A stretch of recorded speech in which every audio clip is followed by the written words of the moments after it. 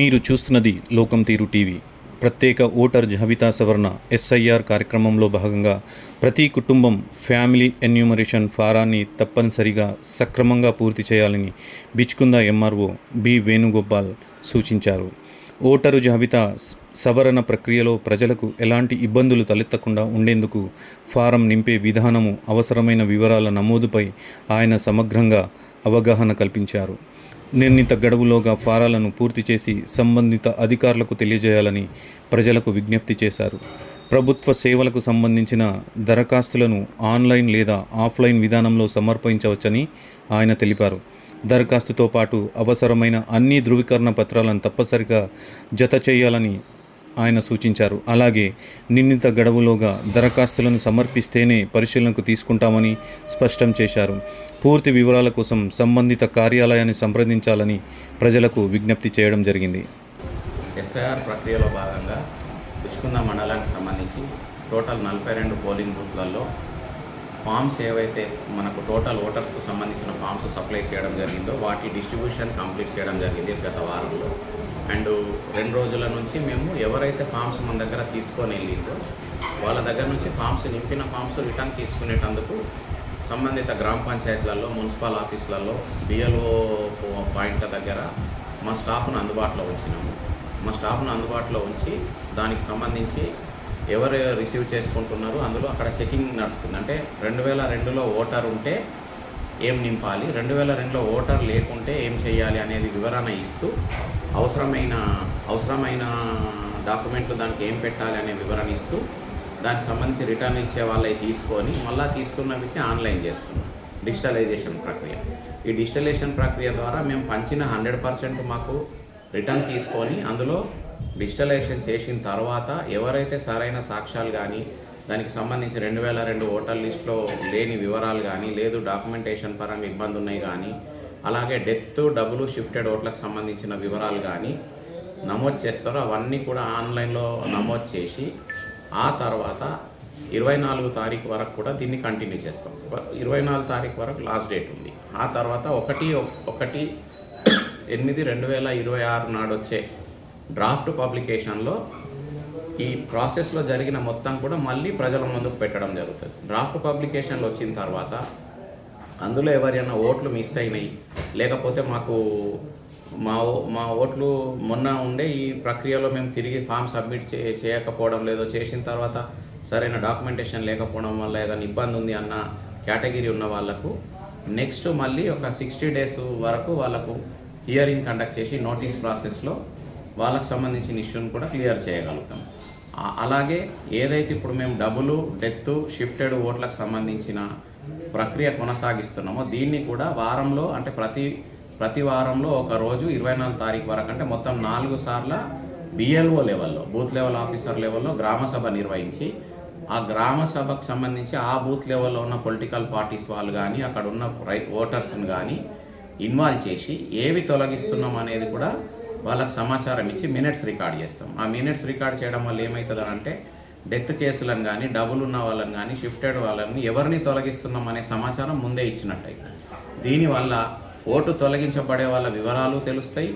అలాగే ఆ తొలగించే వివరాలకు సంబంధించి ఎవరికన్నా అభ్యంతరం ఉంటే మా ఓటు ఇది ఓకే చేయొచ్చు, మా దగ్గర సాక్ష్యాలు ఉన్నాయి, లేకపోతే మేము ఉన్నాము, మేము ఇక్కడే మా ఓటును కాస్ట్ చేసుకుంటాం అనేటందుకు వాళ్ళు వచ్చి వాళ్ళ రిప్రజెంటేషన్ కానీ వాళ్ళకి సంబంధించిన వివరాలు కానీ ఇచ్చే అవకాశం ఉంటుంది.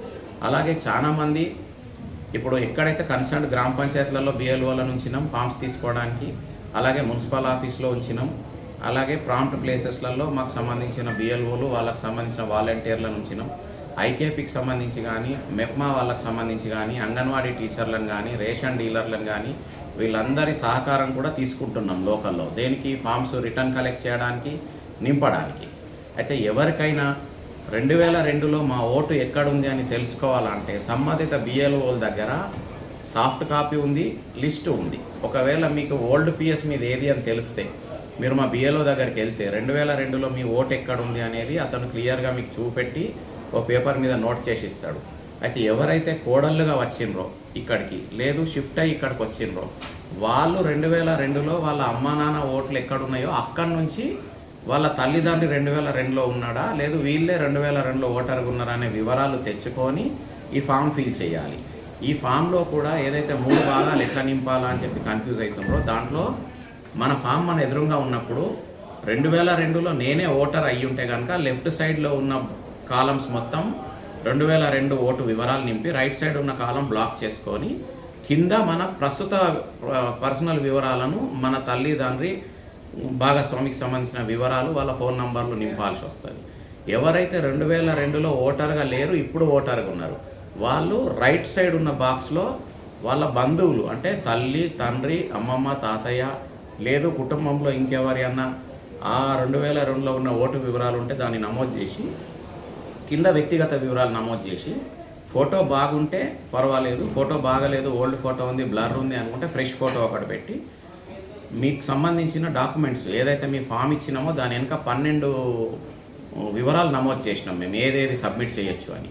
ఆ సబ్మిట్ చేయాల్సిన వాటిలలో ఒక్క డాక్యుమెంటేషన్ ప్లస్ ఆధార్ కార్డు జీతపరచండి. అయితే ఆధార్ కూడా మ్యాండేటరీ కాదండి, నంబర్ రాయడం కానీ ఆధార్ ఇవ్వడం కానీ. బట్ ఇవ్వడం వల్ల ఏమవుతుంది అని అంటే మీ యొక్క అడ్రస్ వివరాలు మీ ఆధార్ వివరాలు పొందుపరచడం ద్వారా ఫ్యూచర్లో డూప్లికేట్ ఓటింగ్ అనేది తగ్గుతుంది. కాబట్టి మీరు పెడితే బాగుంటుంది, అదొక సజెషన్. అండ్ అదర్ ప్రూఫ్స్లలో మీ ఓల్డ్ డాక్యుమెంట్ 10th మెమో కావచ్చు, బర్త్ సర్టిఫికేట్ కావచ్చు, బ్యాంక్ అకౌంట్ డీటెయిల్స్ కావచ్చు, LIC బాండ్ కావచ్చు, ఇట్లా ఒక 12 రకాల డాక్యుమెంట్లను మేము పొందుపరిచినాం మీ ఫామ్ వెనుక సైడ్.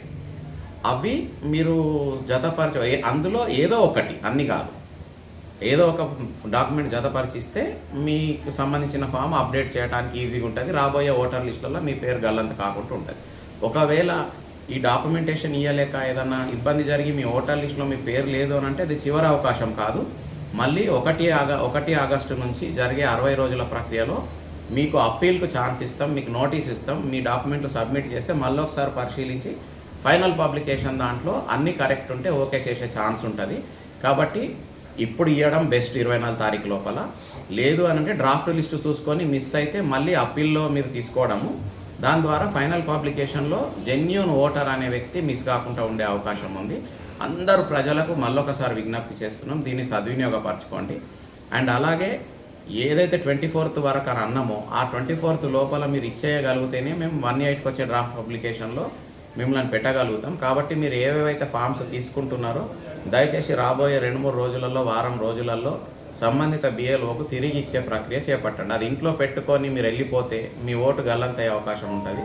కాబట్టి తిరిగి ఇవ్వడం అనేది కంపల్సరీ. ఇది ఒక్కసారి అందరూ మనసులో పెట్టుకొని ప్రభుత్వం ఏదైతే చేపడుతుందో SIR ప్రక్రియ దీనికి అందరూ సహకరించాలని కోరుకుంటున్నాం.